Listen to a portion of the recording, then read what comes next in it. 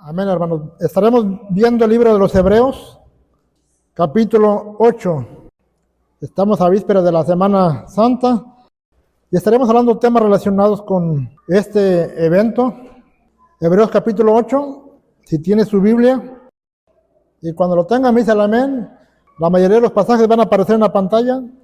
Les invitamos a tener siempre la reverencia adecuada. Hebreos capítulo 8. Iniciamos una nueva serie. Usted me dice cuando lo tenga. Hebreos capítulo 8. Versículos 6 al 7. Dice la Escritura de la siguiente manera: pero ahora, tanto mejor ministerio es el suyo, cuanto es mediador de un mejor pacto, establecido sobre mejores promesas. Porque si aquel primero hubiera sido sin defecto, ciertamente no se hubiera procurado lugar para el segundo. Nuevamente lo voy a leer. Pero ahora tanto mejor ministerio es el suyo, cuanto es mediador de un mejor pacto, establecido sobre mejores promesas. Porque si aquel primero hubiera sido sin defecto, ciertamente no se hubiera procurado lugar para el segundo. El tema se titula Mediador de un mejor pacto. La serie que estaremos viendo se llama El Nuevo Pacto. Amén. El libro de los Hebreos no puede ser ignorado, ni pasar por alto, ni desapercibido por el cristianismo, debido a que el autor lo dirige principalmente a la audiencia judía, a los hebreos. Eso hace que el cristianismo lo ignore muchas veces, pero debemos de entender que la gente a la cual está hablando el escritor es gente que apenas está viniendo a Jesucristo, apenas está reconociendo al Salvador del mundo, al Mesías prometido. Y con ese propósito y con esa mentalidad, el escritor de los Hebreos escribe más de 80 pasajes del Antiguo Testamento con el fin de presentar a Jesucristo a esa audiencia, pero al mismo tiempo de conectar todas las sombras, figuras y tipologías del Antiguo Testamento al nuevo pacto, al presente, como una realidad y un cumplimiento. Lo más difícil que un cristiano puede hacer, él lo hace. Lo más complicado que a cualquier estudioso se le hace o se le haría, el autor de los Hebreos prácticamente nos hace la tarea: conectar el antiguo pacto con el nuevo pacto, enseñarnos qué es una figura y qué es un cumplimiento. En este caso, el autor de los Hebreos también menciona que el nuevo pacto se tuvo que renovar para establecer el nuevo pacto. Antiguo pacto no se refiere a 39 libros, sino al pacto que hizo Dios con Israel en Sinaí. Nuevo pacto tampoco son 27 libros, sino a la obra redentora de Jesucristo, cuando Él fue crucificado en la cruz del Calvario y se levantó de la tumba. Todo eso está relacionado al monte de Sión o a la ciudad de David. La palabra hebrea para nuevo pacto, notemos bien, es Brit Hadassah, que significa nuevo pacto, pacto renovado y pacto restaurado. No pierda de vista esas palabras. La palabra Brit es pacto, Hadassah es renovado, restaurado o nuevo. Es ahí donde entra la meditación de por qué le llama renovado o restaurado, nuevo pacto. Nuevamente debemos de entender que si algo se está renovando, no se está excluyendo, se está haciendo de nuevo. El motivo por el cual nuestro Señor lo renueva es porque el pacto nuevamente es con la casa de Israel. Según Jeremías 31:31, dice aquí: he aquí vienen días, dice el Señor, en las cuales haré un nuevo pacto con la casa de Israel y con la casa de Judá. Ese es el pacto que Dios está estableciendo en aquel tiempo. Recordemos que cuando Jeremías lo está dando, él estaba cautivo en Babilonia. La casa del sur se encontraba cautiva en Babilonia, mientras la otra parte de las 10 tribus se encontraban en Asiria. Entonces ahí el pueblo de Dios estaba dividido y Dios estaba tratando con Jeremías para que mandara palabra para un tiempo venidero. Este es el nuevo pacto.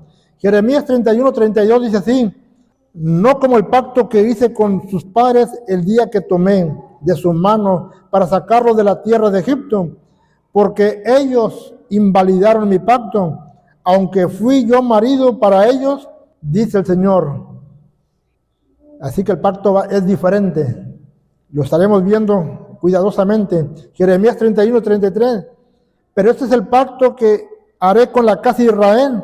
Después de aquellos días, dice el Señor, daré mi ley en su mente y la escribiré en su corazón. Y yo seré para ellos por Dios, y ellos me serán por pueblo. Así que el pacto que Dios va a hacer después de aquellos días, ¿de cuáles días? Después de la muerte y resurrección de Jesucristo. Dios tiene un plan, un propósito en ese nuevo pacto. Escribir en el corazón de cada cristiano o cada nueva persona que se viene a Dios, escribir la ley de Dios en su mente y en su corazón. La intención del nuevo pacto o del pacto renovado, del pacto restaurado, nunca fue, nunca es y nunca será anular, abrogar o quitar la ley de Dios. Muchos lo dicen o nos enseñaron. La ley de Dios no puede ser quitada, sino más bien la viene a establecer en la mente y el corazón. Ya no va a estar escrita en tabla de piedra, ni en un papel, ni en un papiro, ni en la piel, ni en nada. Va a estar en la mente y en el corazón. Ese es el nuevo pacto. Va a fijar la ley de Dios en la mente y el corazón.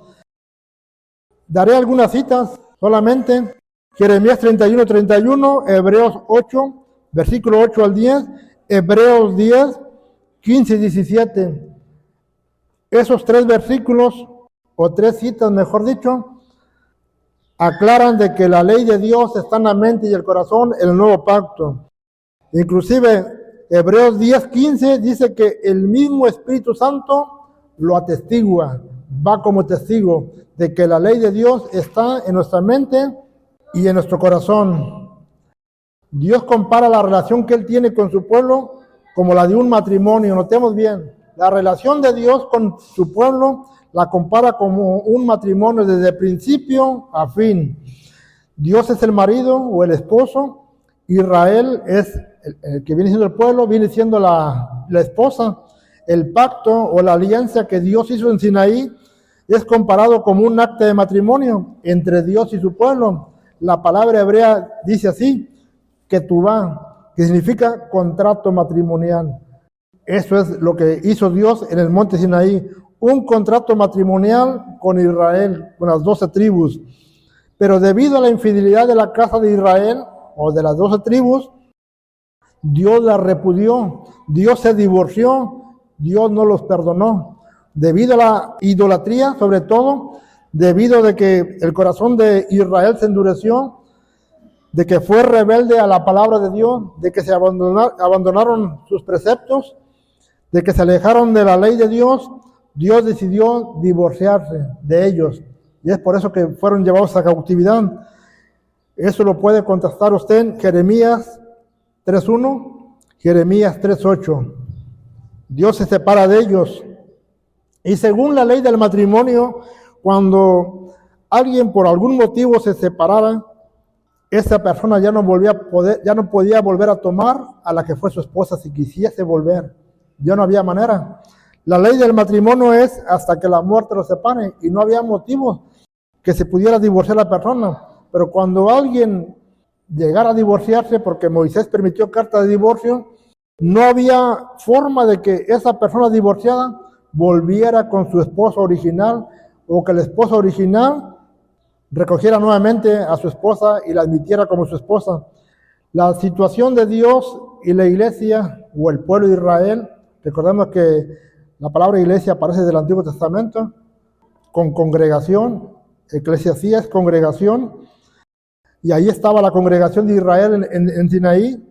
Entonces Dios ya está separado, divorciado, no hay forma que se vuelva a juntar, solamente hay una forma de que Israel quede libre, eso es que muera el marido, que muera el esposo, pero el esposo es Dios. Entonces él tiene que morir para que Israel pueda quedar libre, pero Dios en su infinita sabiduría tiene un plan divino, que es el nuevo pacto, en el cual Él tiene que morir para que Israel quede libre y después tiene que resucitar para volverla a tomar. como esposa. Amén. Por eso en la actualidad solamente somos la novia de Cristo. Aún no somos la esposa, somos la novia. Hay un compromiso solamente. Todo eso va a ocurrir en el nuevo pacto, en el compromiso que Dios va a hacer. Por eso es restaurado. El antiguo pacto, Moisés fue el mediador. Notemos, el nuevo pacto, Jesucristo va a ser nuestro mediador. La palabra mediador significa facilitador de comunicación, de una buena negociación, y fiador es la garantía o la persona que responde por la otra persona. Así que quiero mencionarles algunos aspectos del antiguo pacto, del antiguo compromiso, de la antigua alianza. Primeramente, Moisés era el mediador. Había un sacerdocio levítico que estaba bajo juramento, que cada que moría el sacerdote entraba un nuevo sacerdote. Había una línea sacerdotal basada en la tribu levítica de Leví. Había un sacerdocio incompleto, por eso el sacerdote nunca se sentó, permanecía de pie y solamente podría ofrecer rituales y sacrificios por él y por el pueblo, porque él no era perfecto, era humano. Otro punto era la ley de Dios fue escrita en tablas de piedra. Había infinidad de promesas, pero todas eran terrenales, como la tierra prometida. Estaba la circuncisión del prepucio para reconocer al varón que era del pueblo de Dios. Había ritos, ceremonias y sacrificios, que es la ley ceremonial. Todo eso era el antiguo pacto, pero Dios lo renueva, lo hace de nuevo el nuevo pacto, lo restaura. Va a ser un nuevo compromiso con Israel. Nuevamente la va a tomar como esposa. Él muere. Al momento de morir, queda libre la mujer. En este caso, el pueblo de Israel queda libre. Así que es libre de volverse a casar. Y ahí aparece Jesucristo como el novio. En el nuevo pacto vamos a ver algunos aspectos.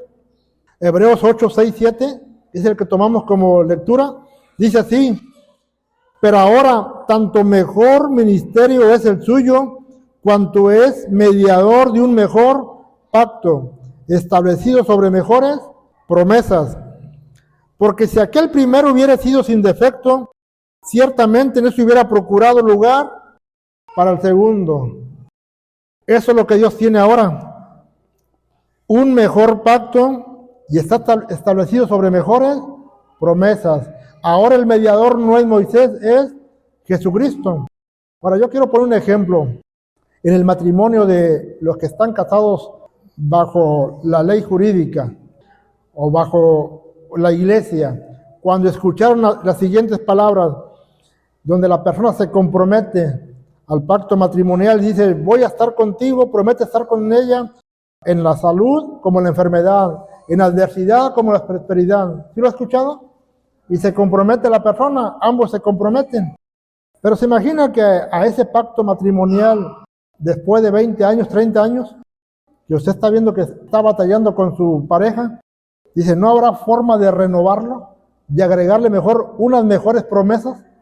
Yo le aseguro que la mayoría dijera: ¿por qué no le agregamos algo mejor? ¿Por qué no agregamos mejores promesas? Bueno, eso fue lo que hizo Dios, mejores promesas al pacto matrimonial. Hebreos 8 presenta el nuevo pacto como mejor y con mejores promesas. Aquí es donde vamos a ver qué nos presenta el nuevo pacto, cuáles son las nuevas promesas, cuáles son los beneficios, hacia dónde apunta toda esta nueva alianza.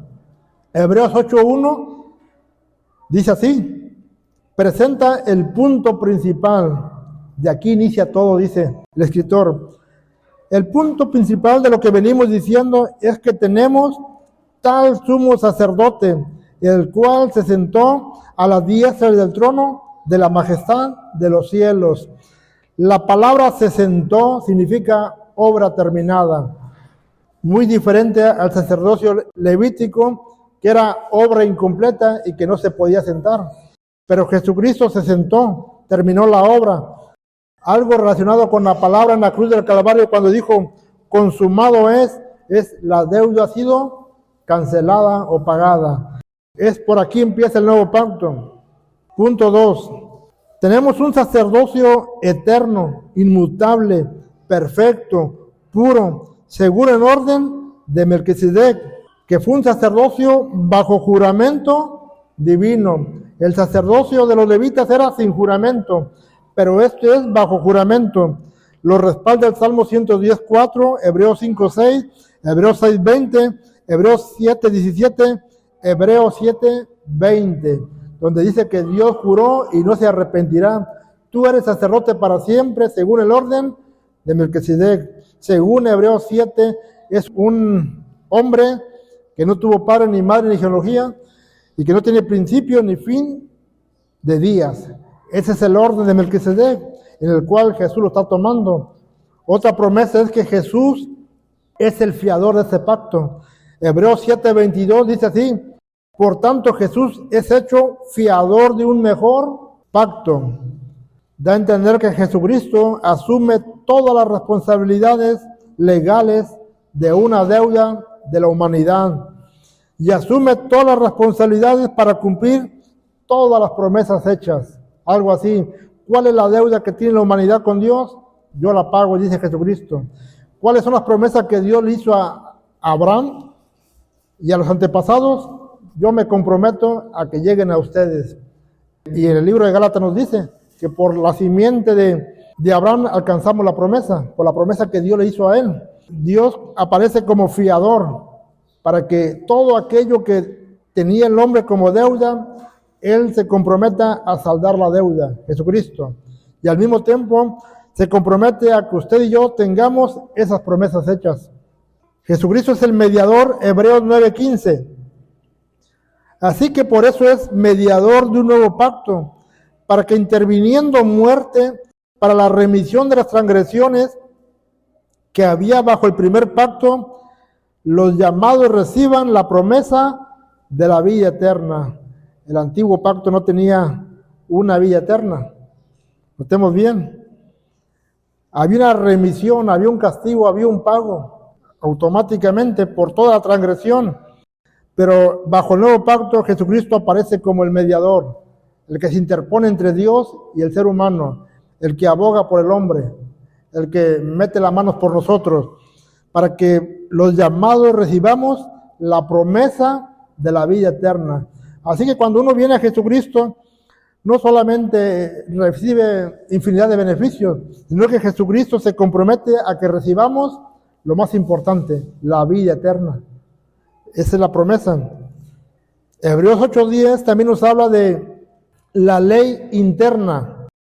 Se refiere al pacto que Dios hizo con Jeremías, o habló con Jeremías y nos beneficia a nosotros.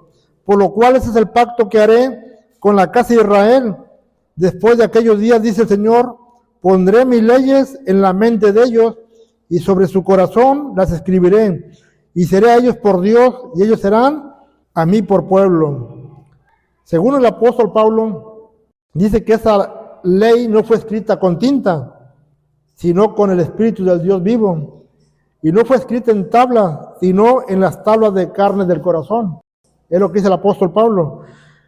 Entonces Dios se asegura de que la ley quede bien fija en el hombre. Aún la gente de afuera tiene lo que se le llama conciencia, que sabe lo que es lo bueno y lo malo. Dios la aseguró, no la abrogó, no la quitó, no la anuló, la está fijando en el corazón. Pero hay una promesa más, la promesa del Espíritu Santo. Juan 14:15, Jesucristo dijo, si me amáis, guardad mis mandamientos, y yo le rogaré al Padre, y nos dará otro consolador. Entonces la promesa del Espíritu Santo es la clave para nuestra vida eterna.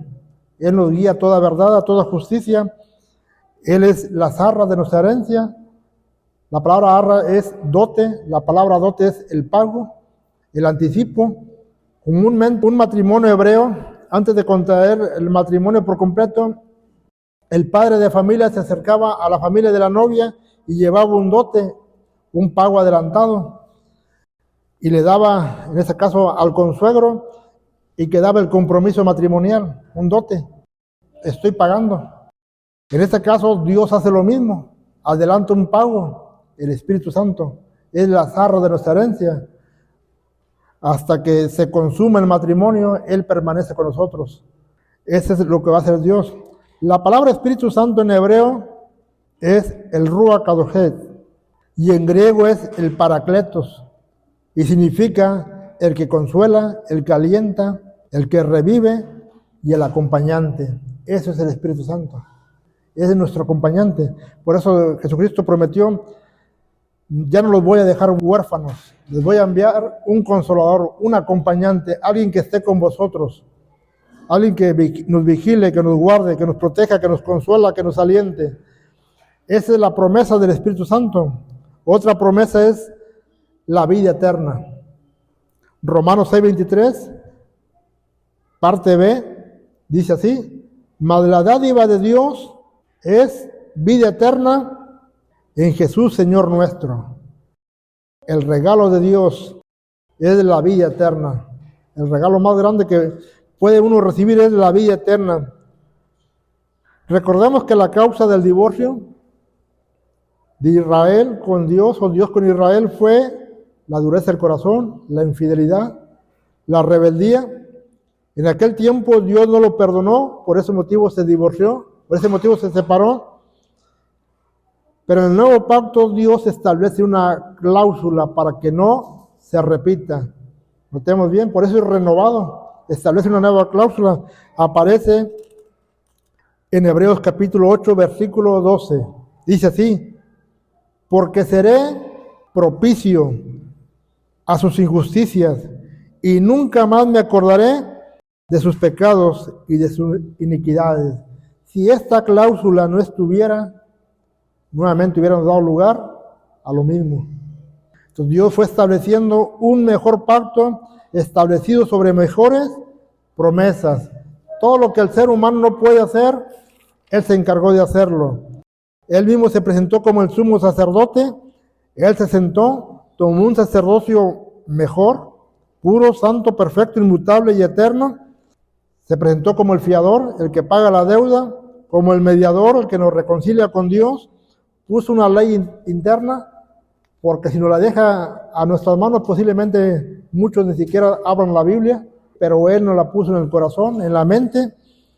Nos dio la promesa del Espíritu Santo permanente, no como una visita, sino permanente, que nos cambiara, nos transformara, que nos identificara como hijos de Dios, que el mismo Espíritu Santo diera testimonio de que somos hijos de Dios, que el mismo Espíritu Santo clamara Abba Padre, que Él mismo nos llevara al seno de Dios. Nos dio la vida eterna, cosa que nadie humanamente nos puede dar.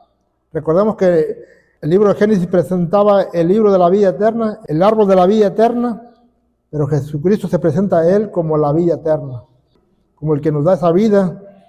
Y después Él se presenta como alguien que es propicio a todas nuestras injusticias, dando a entender que somos injustos. Notemos bien, como humanos somos injustos, que tenemos muchas iniquidades, muchas faltas, que continuamente ofendemos a Dios, pero Él promete ser propicio a nuestras injusticias y nunca más acordarse de nuestros pecados y de nuestras iniquidades.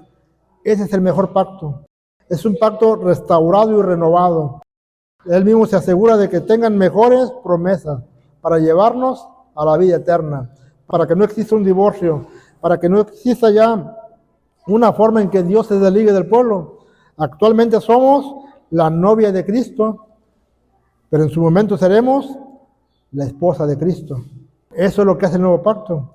La ley, si alguien tiene una inquietud por qué la ley se convirtió en un pacto matrimonial o un compromiso matrimonial, el matrimonio hebreo, cada que se iba a casar a alguien, había cláusulas que la novia tenía que cumplir. Y si no las cumplía, no podía llegar al matrimonio. Esas son las reglas antes de llegar a un matrimonio. Igualmente con el pueblo de Dios. Esas son las reglas para acercarnos a un Dios santo, puro y eterno, inmutable. Por eso muchos seremos llamados y pocos los escogidos. No todos seremos la novia de Cristo o la esposa. Algunos serán los invitados y otros ni siquiera van a entrar a la boda. Unos se quedarán afuera y ahí será el lloro y crujir de dientes. Así que el nuevo pacto es lo que promete: una mejor vida en Cristo mejores promesas asentadas sobre la persona de nuestro Señor Jesucristo. Dios me los bendiga, hermanos. Este ha sido el tema de esta mañana. Meditemos sobre él, valoremos. Pues terminamos el tema. Comúnmente nos quedamos solamente con el sacrificio de Cristo y perdemos de vista el contexto, el por qué llegó a la cruz. A veces nos quedamos, bueno, es que los fariseos lo crucificaron, o el pueblo judío también dijo crucificarlo, pero había un pacto de por medio, y que de una u otra manera tenía que cumplirlo Jesucristo. Y esa era la forma de reunir a las dos casas de Israel. El tema de los gentiles lo tenemos bien claro. Romanos 11 lo dicen, fuimos injertados al pueblo de Israel. Ellos son el olivo natural, nosotros somos el olivo silvestre, que fuimos injertados. La iglesia universal, la iglesia gentil, nunca podrá desbancar al pueblo de Dios. Al contrario, de ambos pueblos va a ser uno solo según Efesios. Tendremos su misma ciudadanía y en lo espiritual tendremos un mismo Dios. Tenemos un mismo pueblo. Amén. Jesucristo lo dijo en otras palabras, solamente vine a buscar a las ovejas perdidas de la casa de Israel. Amén. Agradecemos que a través de ese llamado, nosotros los gentiles pudimos entrar en pacto, ser parte de la novia de Cristo, o posiblemente ser parte de los invitados, pero al final de cuentas ser salvos, que es lo más importante. Alcanzar el perdón de Dios, de que Dios se olvide de todas nuestras injusticias y de todas nuestras iniquidades, y alcanzar el perdón de pecados a través de su muerte expiatoria. Eso es lo que es el nuevo pacto realmente. Usted puede leer todo Jeremías 31 y buscar todas las conexiones. Dios me los bendiga, hermanos.